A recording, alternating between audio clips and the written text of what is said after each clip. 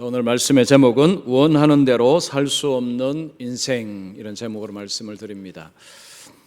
몇 년 전에 잡코리아라는 회사에서 직장인들에게 이런 질문을 했습니다. 오늘이 마지막 날이라면 여러분은 무엇을 후회할 것 같습니까? 자, 후회되는 것이 무엇인가를 물었습니다. 자, 여러분은 지금 만약에 오늘이 마지막 날이라면 무엇이 후회가 될 것 같습니까?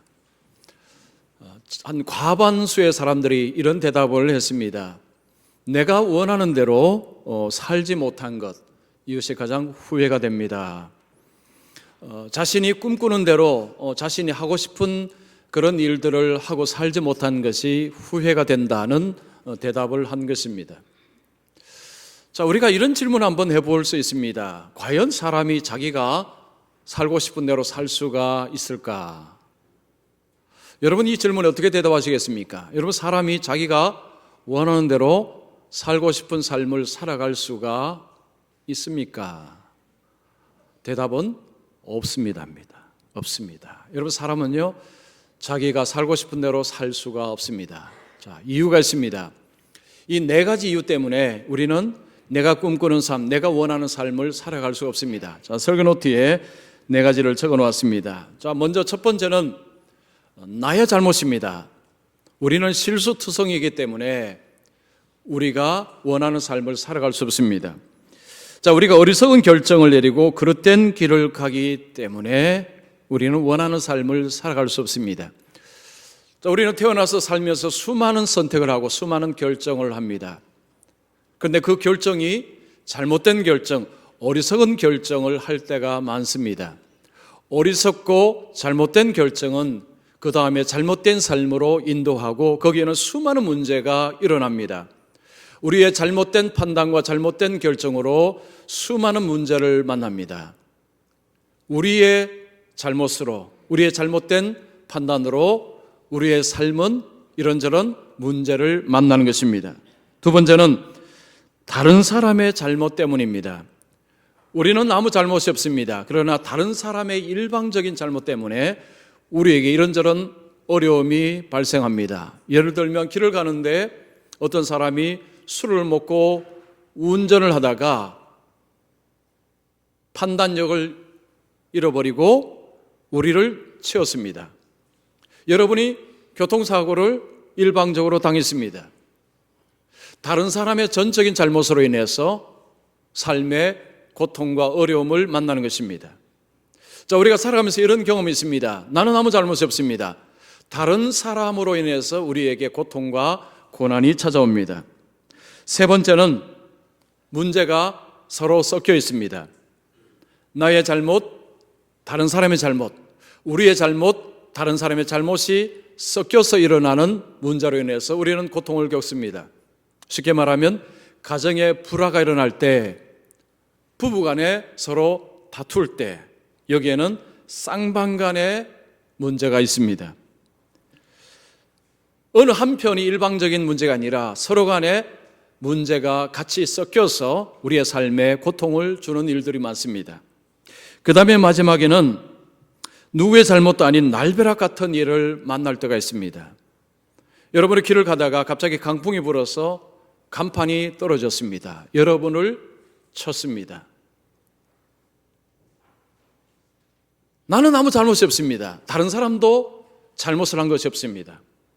살다 보면 이런 식의 날벼락 같은 일을 만날 수가 있습니다. 자, 이런 네 가지 일들이 우리의 삶에서 순서 없이 다가옵니다. 지금까지 살아오시면서 이 네 가지 상황을 나는 한 번도 경험한 적이 없다, 이런 분은 한 분도 계시지 않을 것입니다. 우리 모두는 이 네 가지 상황을 다 거치며 살아왔습니다. 어떤 분에게는 첫 번째 것이 더 많고 어떤 분에게 두 번째 것이 더 많을 수도 있고요. 어떤 분에게는 세 번째 것이 더 많을 수도 있습니다. 아니면 차례대로 올 수도 있습니다. 우리의 삶은 이런저런 문제의 덩어리로 우리에게 찾아와서 우리의 삶을 뒤바꾸기 시작합니다. 우리의 삶을 수렁으로 밀어넣는 일들이 종종 발생합니다. 그럴 때 우리의 마음은 이런 생각이 들죠. 내 인생 내 원하는 대로 안 되는구나. 내 인생 내 뜻대로 안 되는구나 라는 생각이 듭니다. 자, 올 한 해를 한번 돌이켜 보십시오. 이제 한 달 남았습니다. 한 달 동안 여러분이 자신의 삶을 보실 때 여러분 뜻대로 사셨습니까? 여러분 꿈꾸는 대로 사셨습니까? 원하는 대로 11개월 동안 삶을 사셨습니까? 혹 마음속에 그래, 내 인생 내 원하는 대로 안 되었지, 내 인생 내 원하는 대로 되는 것이 아니지 라는 이런 고백을 하신다면 오늘 말씀에 귀를 기울여 보시면 좋겠습니다. 자, 오늘 말씀 한번 보겠습니다. 너는 마음을 다하여 여호와를 신뢰하고 내 명철을 의지하지 말라. 너는 범사의 그를 인정하라. 그리하면 내 길을 지도하시리라. 오늘 이 말씀은요, 수렁에 빠진 인생들에게 아주 유익한 말씀입니다.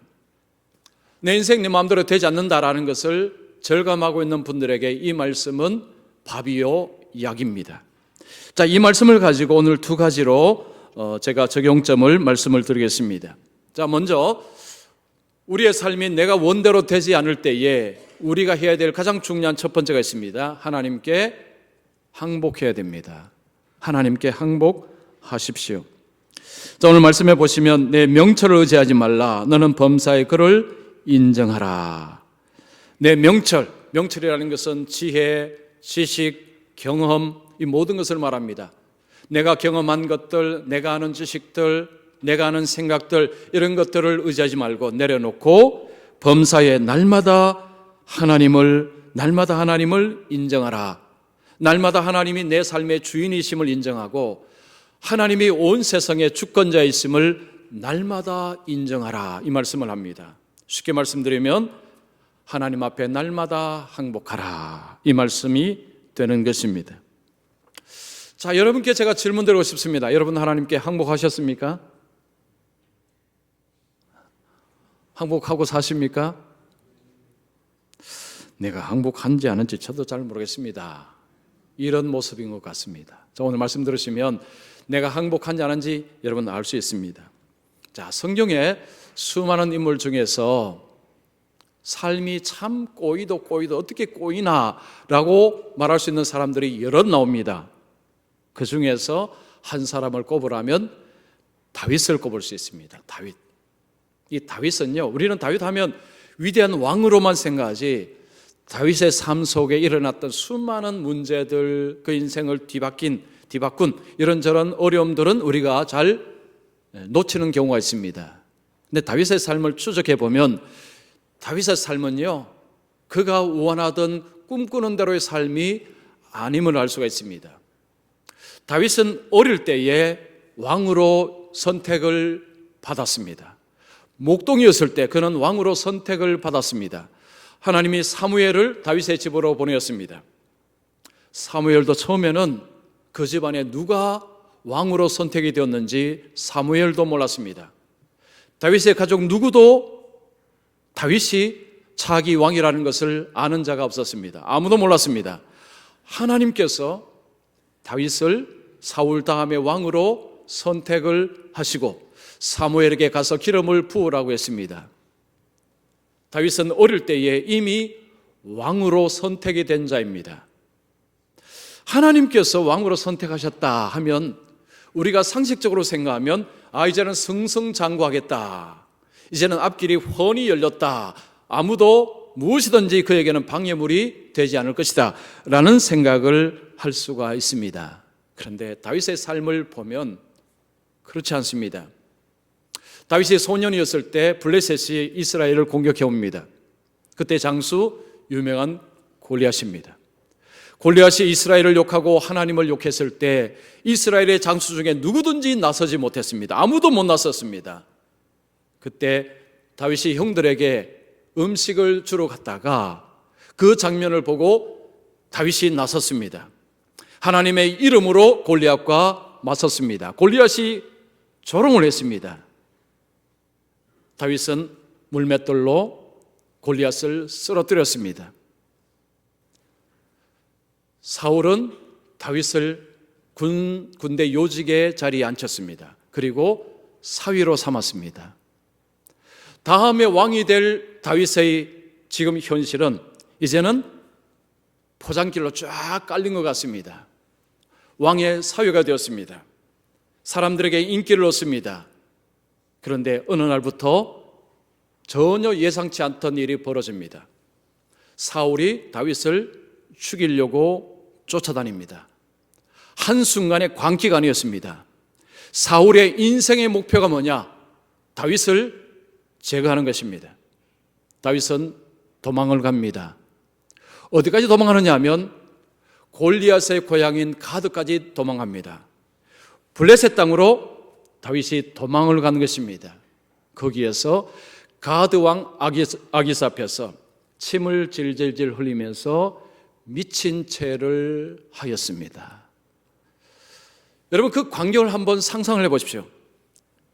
이스라엘의 왕으로 선택이 된 다윗이 블레셋에 가서 블레셋 왕 앞에서 침을 질질 흘리면서 미친 채를 하는 다윗의 모습, 얼마나 처량하고 얼마나 안타깝습니까? 그 상황에서 다윗은요, 자기의 앞날이 도대체 어떻게 될지 전혀 예측을 할 수가 없었을 것입니다. 그 블레셋 땅에서 죽음을 당할 수도 있습니다. 블레셋이 철천지 원수로 생각하는 다윗이 그들 눈앞에 나와 있으면 바로 죽일 수도 있습니다. 거기에서 아무 힘 없는 미친 채 하는 한 이상한 사람으로 자신을 위장합니다. 이스라엘과 블레셋과의 싸우면서 사울이 죽습니다. 다윗이 왕으로 등극합니다. 이제는 꽃길만 앞으로 깔린 것 같습니다. 왕이 되었기 때문에 그는 자신이 원하는 대로 자신의 삶을 살아갈 수 있을 것처럼 보였습니다. 그러나 그렇지 않았습니다. 문제가 또 발생합니다. 자식들에게서 문제가 발생합니다. 큰아들 암논이 이복 누이 동생 다말을 흠모하고 강간을 합니다. 그리고는 다말을 내쫓아 버렸습니다. 다말의 친오빠 압살롬이 이 소식을 듣고 복수를 계획합니다. 잔치를 벌여서는 형제들을 다 오라고 하고 그 자리에서 암논을 죽입니다. 동생이 형을 죽인 것입니다. 그리고는 압살롬이 도망을 갔습니다. 다윗이 아무리 왕이지만 지금 가정이 쑥대밭이 되었습니다. 자녀들 사이에 지금 엄청난 일들이 일어났습니다. 여러분, 백성들이 다윗을 볼 때에 요즘 같으면 왕으로 그냥 두겠습니까? 끌어내리지 않겠습니까? 당신이 무슨 자격으로 우리를 다스린단 말이냐? 영이 서지 않습니다. 자식들이 지금 그런 가운데서요, 왕으로서 어떻게 나라를 다스릴 수 있습니까? 압살롬이 도망갔다가 시간이 지나서 돌아왔습니다. 그리고는 압살롬이 아버지의 자리를 노립니다. 아버지가 도망을 칩니다. 여러분, 지금 얼마나 기구합니까? 다윗이 왕인데 아들이 자리를 노린다고요? 놓고 도망가야 되는 그런 비참한 신세가 되었습니다. 다윗이라는 어떤 위대한 왕이라는 하나의 인물을 우리가 생각하지만 다윗의 인생을 돌아보면요, 자신이 원하는 대로 산 게 아니고 자꾸 어긋났습니다. 자꾸 어긋났습니다. 그런 가운데서 다윗이 이런 고백을 합니다. 여러분, 시편 39편 5절 말씀 보십시오. 주께서 나의 날을 한 뼘 길이만큼 되게 하심에 나의 인생이 주 앞에는 없는 것 같사오니 사람은 그가 든든히 서 있는 때에도 진실로 모두가 헛사뿐이니이다. 여러분, 이 단어가 구구절절해요. 구구절절이 단어가 의미가 있습니다. 나의 날이 한 뼘 길이 같다. 너무너무 짧다는 거죠. 주 앞에는 내 인생이 없는 거나 마찬가지입니다. 든든히 서 있는 동안, 즉 성공했다라고 남들이 칭송하는 그때에도 모두가 영어로 nothing입니다. 헛사라는 말은 nothing이라는 것입니다. 아무것도 없습니다. 그 위대한 왕의 입에서 나오는 이야기가 하나님 앞에서는 내 인생 nothing입니다. 이런 고백이 나왔습니다. 어떻게 그가 이런 고백을 할 수 있을까? 왜냐하면 그 인생을 돌아보면요, 자기가 원하는 삶을 살게 아닙니다. 이 문제 터지죠. 저 문제 터지죠. 저기서 터지죠. 저기서 터지죠. 여기서 하나 좀 괜찮으면 그 다음에 여기 터집니다. 또 저기 터집니다. 목회하다 보면요, 그렇습니다. 목회하다 보면 그래요. 요 안 터지면 저 터집니다. 아니면 저 터집니다.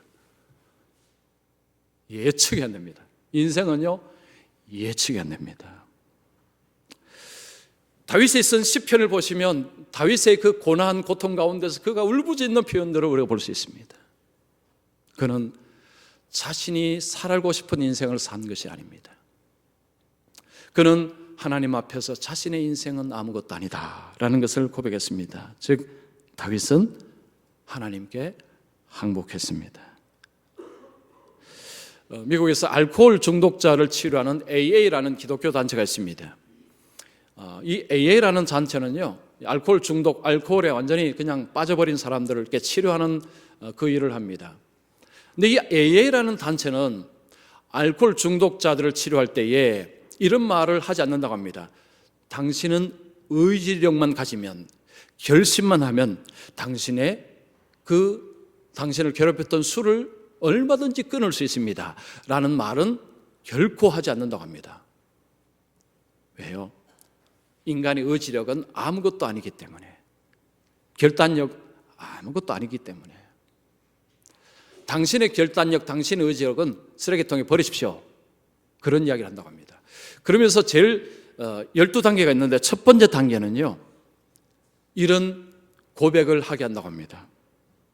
내 힘으로는 술을 이길 수 없습니다. 내 삶이 술로 인해 망가졌음을 내가 인정합니다. 내 힘으로는 술을 이길 수 없음을 내가 인정합니다. 그 다음에 3단계 오면요, 내 의지와 내 삶을 하나님께 양도합니다. 하나님께 맡깁니다. 내 의지 믿지 않습니다. 내 의지력조차도 하나님께 맡깁니다 라는 고백을 하게 한다고 합니다.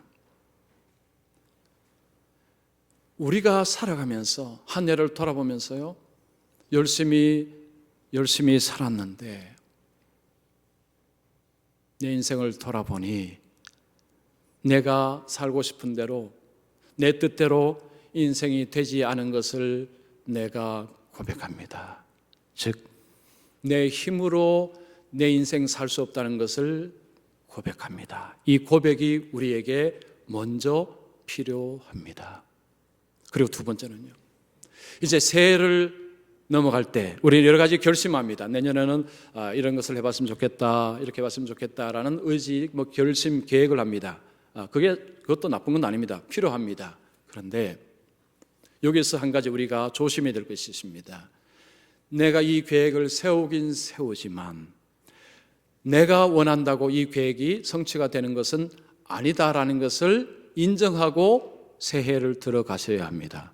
만약에 내년에는 내가 이렇게 살아보겠다라고 하고 그것을 믿고 계시다면 여러분은 아직 하나님 앞에 항복하시지 않은 것입니다.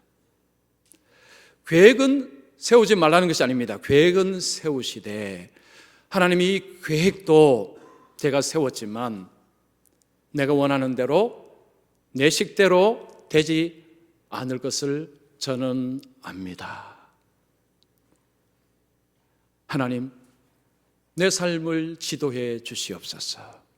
이 계획을 세우고 나가지만 하나님께서 내 길을 인도해 주십시오. 이 고백이 새해를 들어가는 우리 모두에게 필요하다는 것입니다. 자, 많은 사람들은 새해가 되면요, 이런저런 결심을 하고 내가 그 결심대로 살 수 있는 것처럼 철석같이 믿습니다. 그런데 이미 얼마나 속았습니까? 지나온 세월 동안 내 의지, 내 결심이라는 것이 아무것도 아니다는 것을 수도 없이 경험했으면서 또 속아 넘어갑니다. 이번에는 내가 내 의지대로, 내가 내 결심대로, 이 생대로 살면 내가 원하는 인생을 살 것이다. 과연 그럴까요? 그분은 아직도 하나님 앞에 항복하지 않은 것입니다. 하나님께 항복한 삶은, 하나님, 내 의지와 내 결단이라는 것은 아무것도 아닙니다. 하나님께서 인도하실 때에 내 인생은 제 길로 갈 줄 믿습니다. 이 고백이 반드시 들어가야 여러분 하나님 앞에 항복하신 것입니다. 자, 그 다음에 두 번째는 우리가 원하는 대로 되지 않는다, 내 삶이 여러 가지로 힘들다 할 때 우리에게 필요한 것은 뭐냐면 끝까지 하나님을 신뢰하는 것입니다. 자, 오늘 본문의 말씀 보시면 나는 마음을 다하여 여호와를 신뢰하고, 마음을 다하여 여호와를 신뢰하라는 말씀합니다. 마음을 다하라는 거죠. 진심으로 끝까지 무슨 일이 있어도 어떤 일이 있을지라도 하나님을 신뢰하라. 죽음이 올 그날까지, 죽음이 올지라도 하나님을 신뢰하라, 이 말씀을 하고 있습니다. 성경에는 우리가 많은 인물들 보는데 끝까지 하나님을 신뢰하는 인물들이 나오는데 그 중에 대표적인 인물은 요셉입니다. 요셉의 삶은 기구합니다. 정말 기구합니다. 많은 부모님들이 우리 자식이 요셉처럼 되게 해주세요라고 하면서, 그러면 요셉처럼 기구한 인생을 살도록 하시겠습니까? 하면 아니, 그건 싫습니다. 그건 싫다는 거죠. 그냥 저 높은 자리, 총리 자리 그것만 주시면 좋겠습니다. 근데 여러분, 요셉의 삶은요 정말 굽이굽이 참 어떻게 저런 삶을 살 수 있을까 할 정도로 인생에 너무너무 어려운 일들이 곳곳에서 숨어서 그를 자꾸 잡습니다. 우리의 자녀가 만약에 요셉처럼 어린 시절 보내면요, 부모들도 아마도 늘 눈물 콧물로 지낼 것입니다. 하나님, 내 자식 어쩌려고 이렇게 어려움만 주십니까? 하나님, 너무해도 너무하십니다. 이런 기도를 부모님들은 날마다 할 수 있는 기도, 이런 인물이 요셉입니다. 자, 요셉이 어릴 때에 아버지의 총애를 입었습니다. 아버지가 요셉을 너무너무 사랑해서 옷까지 다른 옷을 입었습니다. 어느 날 요셉이 꿈을 꿨습니다. 형들의 곡식단이 자신을 향해서 절을 하는 꿈을 꿨습니다. 해와 달 11별이 자신을 위해 자신에게 절하는 꿈을 꿨습니다. 이 이야기를 형들에게 했습니다. 형들이 안 그래도 미운데 그 꿈 이야기를 듣자 그들은 동생을 죽이려고 작정을 합니다. 차마 죽이지는 못하고 팔아버립니다. 애굽 땅으로 팔아버립니다. 요셉은요, 애굽으로 이민 간 것이 아닙니다. 노예로 팔려갔습니다. 이 상황에서 정상적으로 판단하면 요셉의 인생은 끝난 것입니다. 요셉의 인생은 끝장난 것입니다. 남의 나라에 노예로 팔려가는 요셉의 인생에 앞으로 뭐가 남아있겠습니까? 비참한 삶, 비굴한 삶, 불쌍한 삶, 이런 삶만 그에게 남아있는 것처럼 보입니다. 보통 사람 같으면요, 그 순간에 딱 되면 하나님, 어떻게 나에게 이렇게 막대하실 수 있습니까? 할 만한 정말 기가 막힌 상황입니다. 요셉은 원망하지 않았습니다. 불평하지 않았습니다. 받아들였습니다. 보디발의 집안에 들어가서 정직하고 성실하게 맡은 일을 감당했습니다. 주인이 보니까 노예들이 많은데 딱 눈에 딱 들어옵니다. 모든 것을 맡겨도 되겠다 할 정도로 요셉은 성실하고 정직하고 유능했습니다. 요셉이 하나님 앞에 원망했다면요, 성실과 정직은 그의 삶에 보이지 않았을 것입니다. 하나님을 신뢰하지 않고 하나님을 원망하는 삶에는 성실과 정직이 들어갈 틈이 없습니다. 요셉은 하나님을 신뢰했기에 어느 자리에 가서든 그는 성실하고 정직하고 유능했습니다. 그 당시 문화권에서는요, 노예 중에서 이런 노예에게는 집안의 일을 맡기는 일들이 있었다고 합니다. 요셉은 그 엄청난 일을 맡았습니다. 그 일을 잘 수행했습니다. 그 상황에 들어왔을 때, 이제는 요셉이 살았구나. 요셉의 삶은 이제 달라지겠구나. 그런데 웬걸요? 보디발의 아내가 요셉을 흠모하고 동침을 요구하였습니다. 요셉은 옷가지를 버려두고 도망을 쳤습니다. 보디발의 아내가 요셉을 성폭행 미수범으로 고소를 합니다. 요셉은 감옥에 들어갔습니다. 자, 이 기가 막힌 상황 속에서 하나님은 어디 계십니까?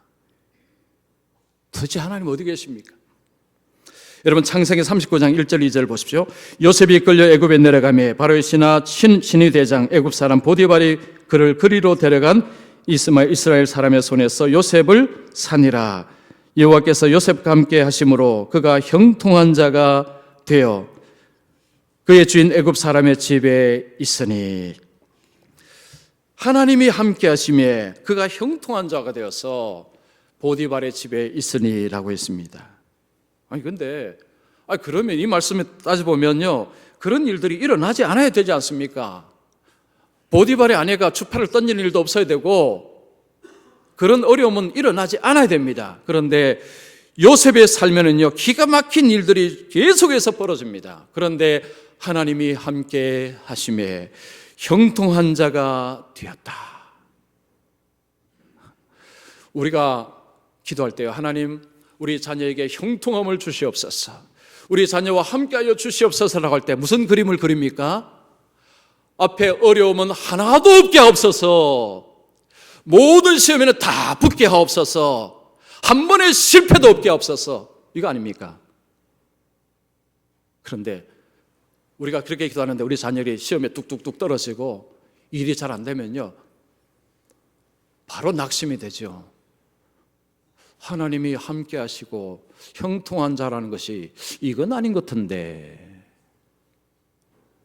그런데 요셉은 우리에게 하나님이 함께 하신다는 것이 어떤 의미고 형통한 자가 어떤 의미인가를 요셉은 우리에게 제대로 가르쳐주고 있습니다. 예기치 않던 어려움들, 환난들이 닥쳐올지라도 원망, 불평하지 않습니다. 왜냐? 하나님이 그와 함께 하시기 때문에.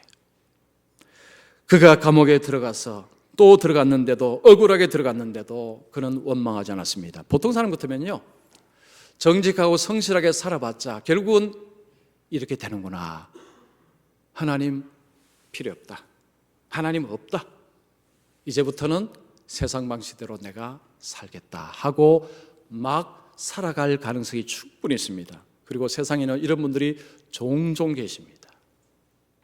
요셉은 그렇게 하지 않았습니다. 그 감옥에서 바로의 신하들을 만납니다. 이 신하들을 만나서 꿈 해석을 해주고 이제 나중에 총리까지 올라갑니다. 요셉이 총리가 됐다는 것은 엄청난 일이지만 요셉이 총리까지 올라갈 그 광경은요, 원망하지 않았습니다. 불평하지 않았습니다. 하나님은 없다 하지 않았습니다. 그는 하나님을 끝까지 신뢰했습니다. 자, 여러분, 주위에 입에서 원망하지 않고 불평하지 않고 성실하고 정직하고 유능한 사람 혹시 머릿속에 떠오르는 사람이 있습니까? 잘 없죠? 잘 없습니다. 잘 없어요. 성실하고 정직하고 유능합니다. 무슨 일을 맡겨도 너무너무 잘합니다. 믿을 수 있습니다. 떠오른 분 계십니까? 잘 없죠. 잘 없습니다.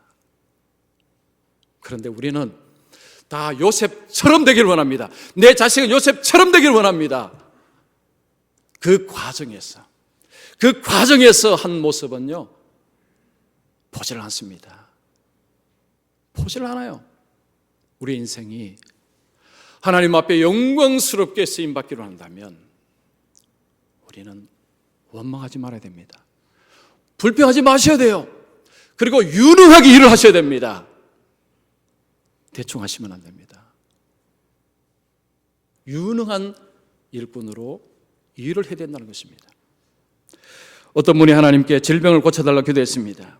질병이 있는데 기도를 하는데 낫지를 않습니다. 그래서 어떤 분이 옆에 이런 이야기입니다. 더 세게 기도해봐. 더 세게 기도해봐. 막 세게 기도합니다. 그런데도 병이 안 낫습니다. 또 어떤 분은 이렇게 조언합니다. 큰 믿음으로 필요해. 큰 믿음으로 기도해봐. 근데 이분이요, 아니 큰 믿음은 도대체 뭐지? 그래서 목사님께 와서 물었습니다. 어떤 분이 큰 믿음으로 기도하면 병이 낫는다고 했는데, 큰 믿음으로 기도하는 건데 이거 도대체 어떻게 기도하는 것입니까? 근데 목사님이 그분에게 이런 이야기를 합니다. 여러분 잘 들어보십시오. 예수 믿는 사람들이 두 가지를 오해를 하는 것이 있습니다. 첫 번째는 죽는 것은 나쁘다. 죽는 것은 나쁘다. 이런 오해를 예수 믿는 사람들이 많이 하고 있습니다. 죽으면 다 끝나는 거지 뭐. 천국 하면서도 죽으면 다 끝나. 죽음에 대한 부정적인 그런 이야기를 너무 많이 한다는 거죠. 죽으면 다 끝나. 즉 아플 때 기도하면 병이 나아야 정상이라고 생각하는 것입니다.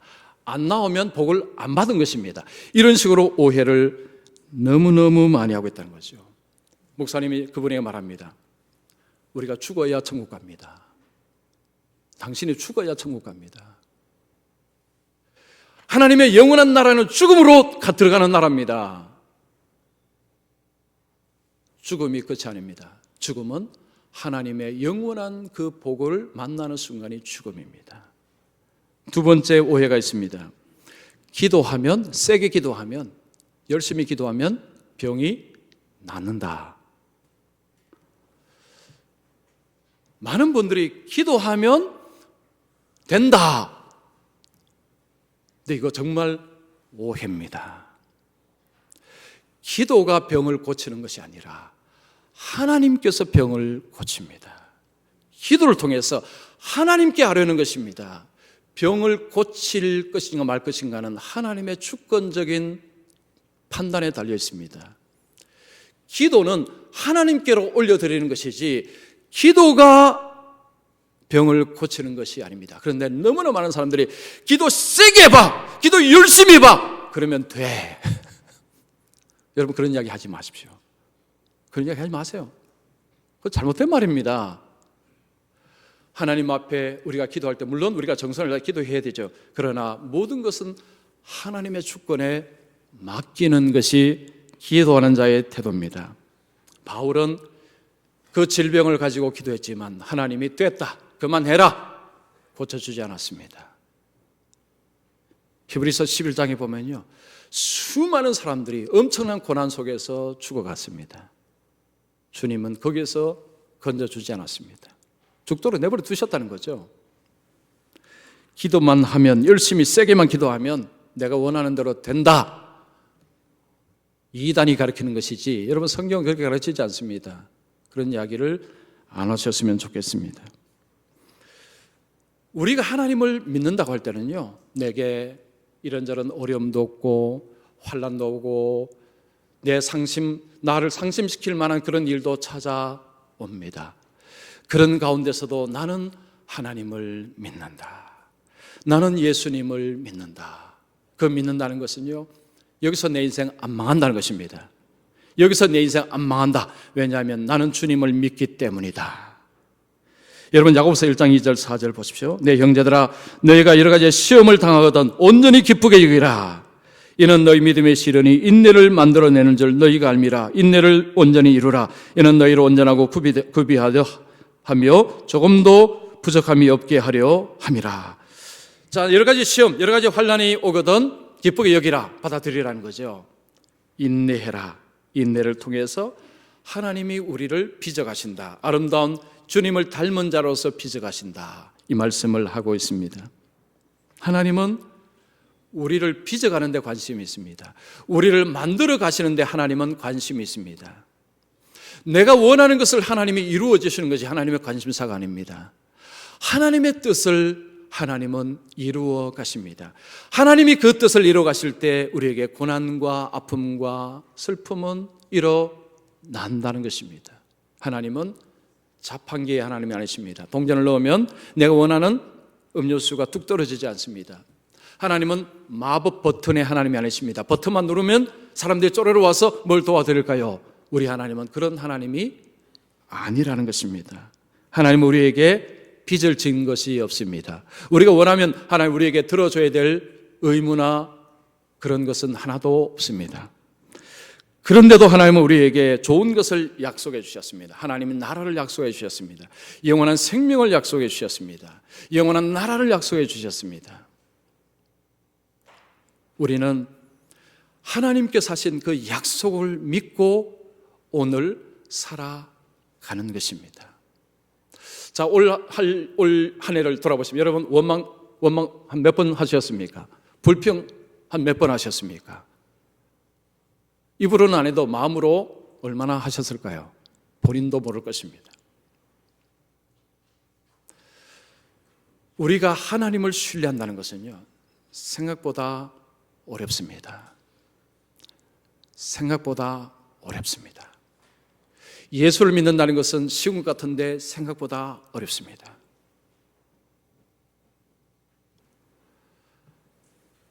요셉이 하나님을 끝까지 신뢰한다는 것은 우리의 상상을 초월할 정도로 어려운 일이었습니다. 요셉은 하나님을 끝까지 신뢰했습니다. 여러분, 우리가 이제 새해를 맞이하면서 우리에게 필요한 결심은 바로 이겁니다. 내가 주님을 의지하고 가겠다. 내가 하나님을 신뢰하고 가겠다. 내가 하나님 앞에 항복하고 하나님을 신뢰하면서 가겠다. 이 결심이 사실은 필요해요. 이 결심. 그래서 저는 이 말씀을 제가 드리기 전에 제가 이 말씀을 먼저 받고 은혜를 받았습니다. 제가 이 말씀을 준비하고 제가 입으로 설교를 준비하면서요, 제가 이 말씀에 제가 은혜를 받았어요. 제 말씀으로 받았습니다. 하나님께 항복하라 김 목사야. 하나님을 끝까지 신뢰하라 김 목사야. 예, 맞습니다. 저에게 말씀 주셔서 감사합니다. 저에게 꼭 맞는 말씀 오늘 주셔서 감사합니다. 여러분께도 도전합니다. 여러분, 하나님께 항복하십시오. 그리고 끝까지 하나님을 신뢰하십시오. 자, 기도하겠습니다.